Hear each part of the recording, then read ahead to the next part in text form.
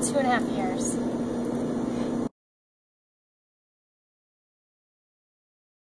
3 to 4 times a week, sometimes 5 if it's vacation.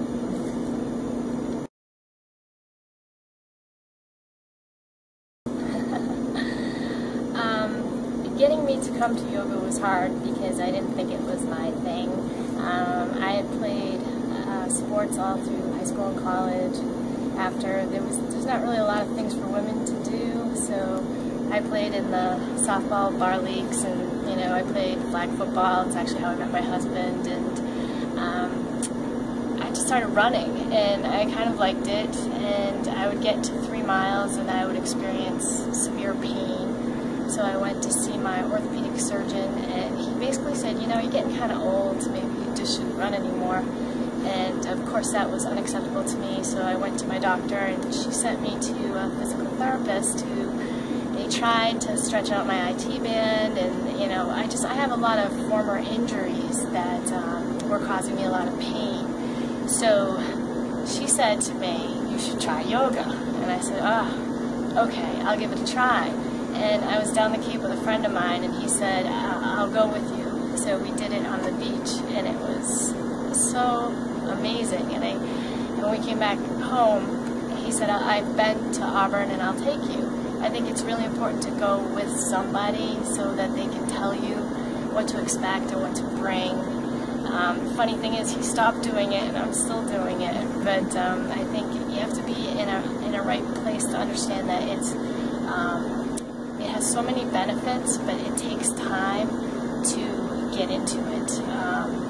My first year, it was an experience of pain, every time, and I was uncomfortable. I didn't like being around people, and I didn't like sweating, but I knew I could see the difference it was making in my body, and I started running more, where I could only run 3 miles. Last year, I ran my first marathon. And then this year I ran my second marathon, so I ran the Vegas Marathon, and then this year I ran the Chicago Marathon, and now I can run because of yoga. If I didn't have yoga, I wouldn't be able to run. I wouldn't be able to do a lot of the things that I like to do. Like last night I went skiing, and this morning my back was a little sore, so I came in to do yoga because I knew it would fix it. And as you get older, I'm 45, I'll be 46 in 2 weeks, and you gotta find a way to keep active, to stay flexible, because flexibility and balance, it helps you with everything. When I first started, I could not kneel Japanese style. It hurt so much. It felt like my knees, they would not go down. That's how sore they were. And after time, Sam was my teacher, and he kept saying, you can sit if you want, and I was like, no, I'm not going to sit. I'm going to just do this. And I didn't push myself to pain, but I did push myself a lot, and it made a difference. I think they were all very hard. Even now, Half Moon hurts because of my IT band.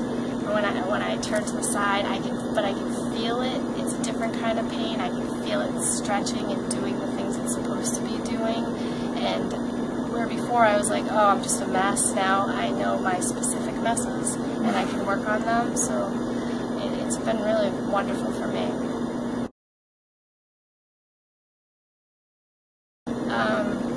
I love the floor, and I think it's because I used to have, I'm a teacher, so I'm on my feet all day long.